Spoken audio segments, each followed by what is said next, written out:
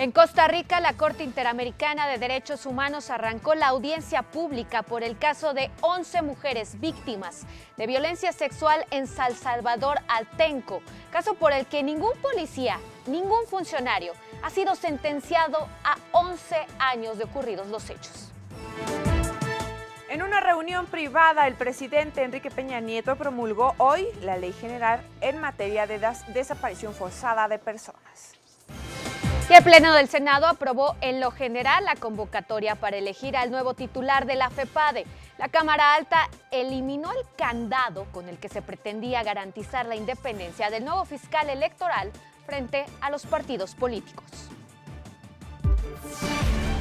Ciudad TV 21.2, el canal de la Asamblea, presenta La Ciudad y el Mundo, con Vianey Fernández.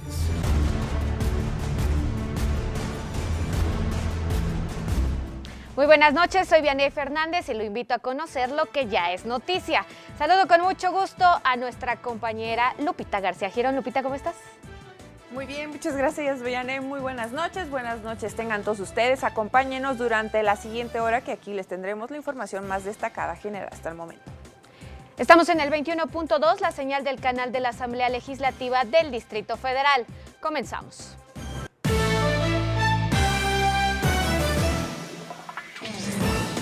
Ante la Corte Interamericana de Derechos Humanos, 5 mujeres víctimas de violencia sexual en San Salvador Atenco, Estado de México, declararon haber sido torturadas sexualmente en un operativo policíaco ocurrido en mayo de 2006 durante la administración del entonces gobernador del Estado de México y ahora presidente de la República, Enrique Peña Nieto.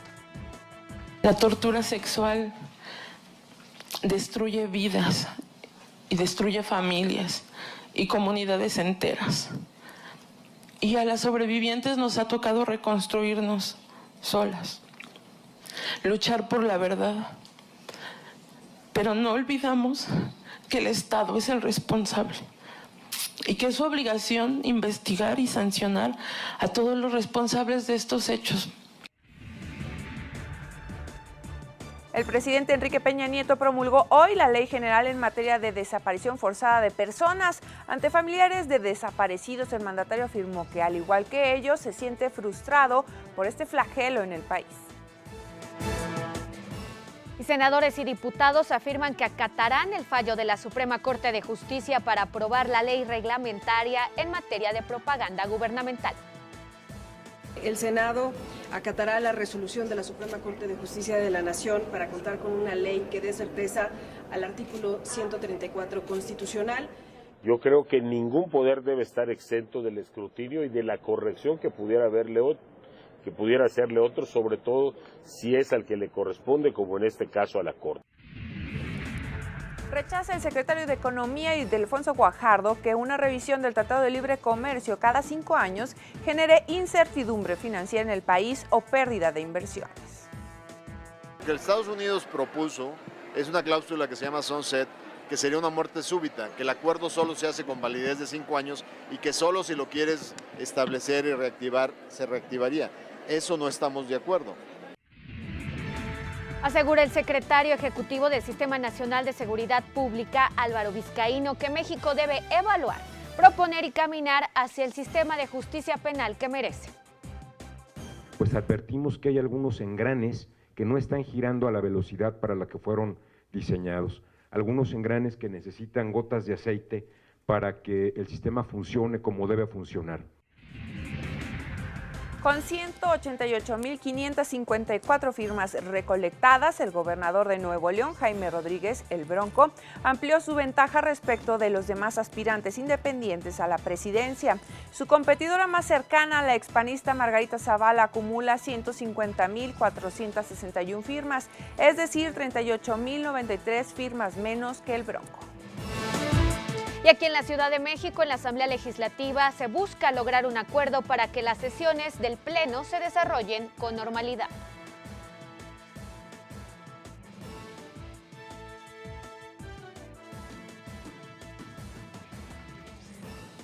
En Chiapas, cerca de 500 alumnos de la escuela primaria Emiliano Zapata en Tapachula cumplieron 70 días recibiendo clases en la calle tras la afectación del plantel por el sismo del pasado 7 de septiembre. El secretario de Educación Pública, Aurelio Nuño, informó que ya se cuenta con los 20,000 millones de pesos para reparar o reconstruir 16,000 escuelas de 10 estados afectados por los sismos de septiembre. Y afirma el jefe de gobierno, Miguel Ángel Mancera, que la delegación Cuauhtémoc cuenta con recursos suficientes para pagar los 2.4 millones de pesos que debe a una trabajadora despedida en 2003. 3 de las llamadas goteras VIP y uno de sus cómplices fueron detenidos al estar relacionados con diversos robos a casa-habitación cometidos en las delegaciones Miguel Hidalgo y Benito Juárez, donde narcotizaban a sus víctimas. Y también fue detenido Omar Octavio, de 23 años, novio y presunto asesino de Anayet Sindamaris Fragoso, cuyo cuerpo sin vida fue encontrado el pasado 8 de octubre dentro de un closet en un apartamento de la colonia Lindavista. En información internacional, en Argentina, fuerzas de seguridad detuvieron en Buenos Aires una banda criminal dedicada al lavado de dinero mediante el narcotráfico y vinculada con el cártel que lideraba Joaquín El Chapo Guzmán. Y en Estados Unidos, la Cámara Baja aprobó un plan fiscal impulsado por el presidente Donald Trump para recortar 1.5 billones de dólares en impuestos, mientras el Senado trabaja en un plan distinto.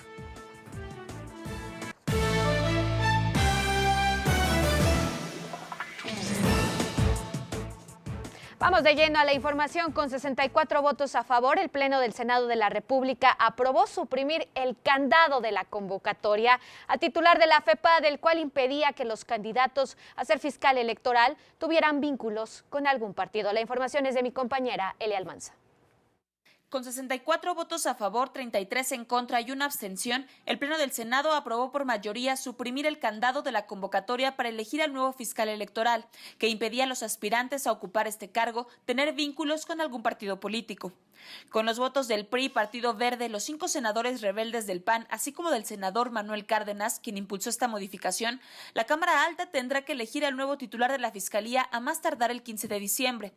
En una ríspida discusión, senadores de oposición acusaron al PRI y a estos panistas de querer achicar los candados. Llama la atención con gran sospecha e infortunio esta reserva del PRI de que el nuevo titular de la Fiscalía Especializada para la Atención de Delitos Electorales, para abrir la puerta a excandidatos o autoridades electas. No podemos tener un fiscal militante. El objetivo de las salvaguardas sobre el cargo es poner distancia entre los partidos y el fiscal, lo que daría una señal de objetividad e incrementaría su credibilidad. En respuesta, el senador Roberto Gil Suart, considerado un rebelde del PAN, grupo acusado también de negociar con el PRI, indicó que el trasfondo de la discusión era trabar el proceso para llegar a 2018 sin fiscal electoral. Acabo de escuchar que el requisito de la no militancia es una interpretación extensiva de la restricción o del requisito de la buena reputación. Es decir, todo aquel que ha militado en un partido, milita en un partido o ostenta un cargo de elección popular, tiene por definición una mala reputación. Tan es así que hay que precisarle el concepto. No se pueden derivar más requisitos de acceso a un cargo en función de un principio. De un principio derivan interpretaciones. Y lo que estamos hablando aquí es que cualquier persona tenga la posibilidad de competir en ese proceso.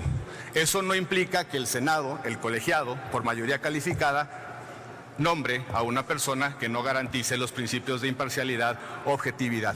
A mí me parece que en el fondo de esta discusión, en realidad lo que hay es la intención de viciar el procedimiento de nombramiento del fiscal especializado de delitos electorales para que lleguemos al proceso electoral sin titular en esa institución.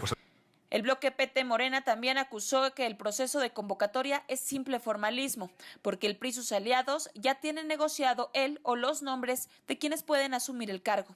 Nosotros vemos a 4 grupos parlamentarios puestos de acuerdo para que se emita una convocatoria que ya lleve dedicatorias especiales. Lo que está en curso es un acuerdo de nombres, no es un acuerdo de contenidos de la convocatoria, es un acuerdo para definir nombres. Al PRI no le alcanza para definir ni al fiscal FEPADE ni al fiscal general, requiere del PAN y aquí requiere de otros 2 grupos parlamentarios. Eso está en curso. Lo demás son formalismos. El apartado que se suprimió fue el numeral 6 de la base segunda y tercera de la convocatoria, que establecía que el nuevo titular de la FEPADE no debe desempeñar ni haber desempeñado cargo de dirección o representación nacional, estatal, distrital o municipal en algún partido político, ni haber sido candidata o candidato a cargo de elección popular en los 6 años anteriores a la designación. En La Ciudad y el Mundo, Elia Almanza. Saludamos en la línea telefónica al senador de la República, Zoé Robledo. Senador, buenas noches. Hola, Vieney, muy buenas noches. Senador, pues en este argot que suele utilizarse en la Cámara Alta cuando llega una ley muy polémica o muy fuerte, muy álgida, conforme van pasando los días se va amainando. ¿Podríamos decir que la convocatoria para elegir al titular de la FEPADE se descafeinó? No, más que se haya descafeinado, se habilitó algún acuerdo que ya está construido. Eso es lo que a nosotros nos parece, porque ¿qué sentido tendría que en una convocatoria que ya habían firmado los coordinadores del PRI, del PAN, del PRD, en donde se establecía que si bien no está en la ley, pero se establecía que en la convocatoria, por las circunstancias que estamos viviendo, no se permitiera que alguien que ha tenido un cargo, como ya se señalaba en la nota, un cargo de dirección partidista o haya sido candidato, pudiera participar? Mira, no se trata de un asunto de derechos políticos o de derechos humanos, se trata de la fiscalía que persigue los delitos electorales. ¿Quién comete los delitos electorales? Los partidos políticos, los candidatos, los integrantes y militantes de un instituto político. Entonces, es el único cargo en el que nos parece pues que sí debe de haber una restricción. Y ahora dicen que como el tema no está en la ley no podríamos exalentarnos. Nosotros intentamos que estuviera en la ley cuando hicimos la reforma política de 2014.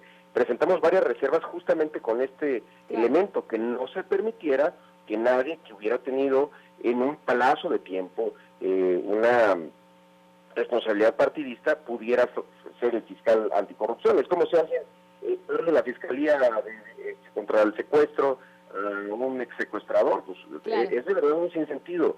Pero no es casualidad, no es por respeto a la ley, no es por, si eso nos importara, pues no hubiéramos evitado aprobar reformas que hoy están siendo controvertidas en la Suprema Corte de Justicia vía controversia o vía amparo. Entonces, no es eso lo que está en el fondo. Lo que está en el fondo nos parece a nosotros es que ya hay un acuerdo y que ese acuerdo seguramente es posible que ya tenga incluso nombres y apellidos y que va además enlazado con la Fiscalía General.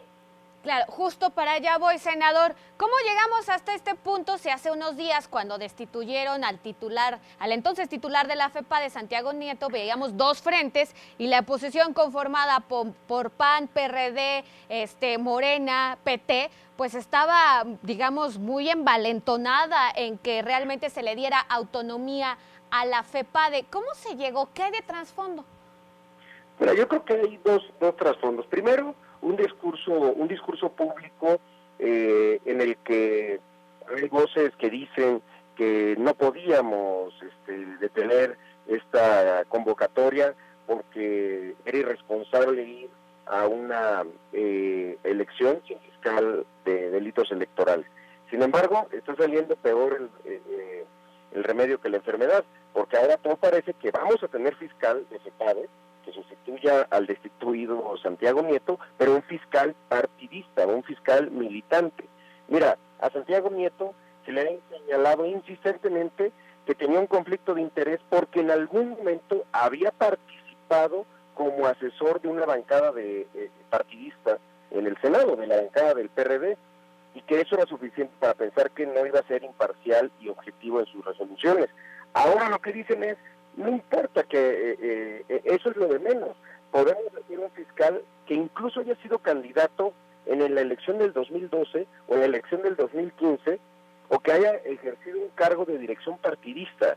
Es que de verdad es un verdadero, es un absurdo, una enorme contradicción que generalmente no es producto de un error, es producto de un acuerdo político que seguramente ya está planchado entre los partidos políticos que avalaron esta convocatoria, es decir, el PRI y desde luego que una parte importante del Partido Acción Nacional. Y mira, la otra cosa que lo revela es la forma como lo hicieron. ¿Para qué utilizan a Cárdenas Fonseca siempre? Para presentar cosas que pareciera que no son del PRI, pero que terminan siendo apoyadas con el PRI. ¿Cuántas veces, tú que cubres el Senado, cuántas veces no has escuchado la famosa frase, no se admite a discusión, reservas y reservas y reservas, cientos de reservas en diferentes temas que nunca se admiten a discusión? Ah, pero el señor Cárdenas Fonseca con un discurso convence a toda la bancada priista a aceptar la discusión y votar con él.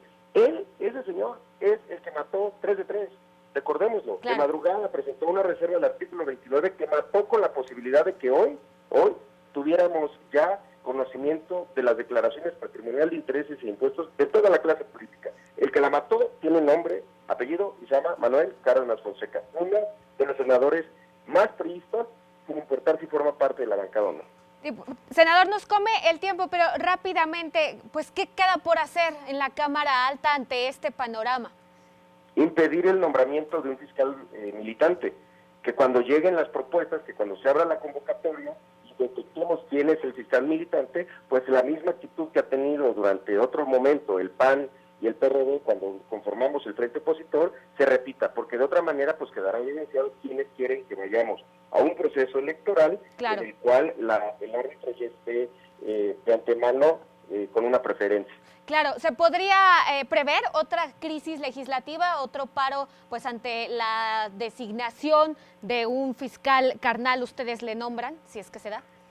Claro que sí, puede volver a ocurrir, porque también existe otro escenario en el cual el hoy encargado de despacho se quede y porque no les no pareciera que les incomoda. Un fiscal, de verdad, debe de alguna manera incomodar, debe de preocupar al poder al que está regulando, sancionando, persiguiendo en sus delitos, a todos los partidos, no, esto no es nada más para el PRI, es para absolutamente todos los partidos. Y el problema es que vayamos también a una elección con un encargado de la FEPADE que no fue nombrado por el Senado como lo establece la Constitución. Muy bien. Senador Zoe Robledo, muchísimas gracias por esta comunicación y nos mantenemos al pendiente. Claro que sí, Leonel. Un abrazo. Nosotros vamos a una breve pausa y continuamos.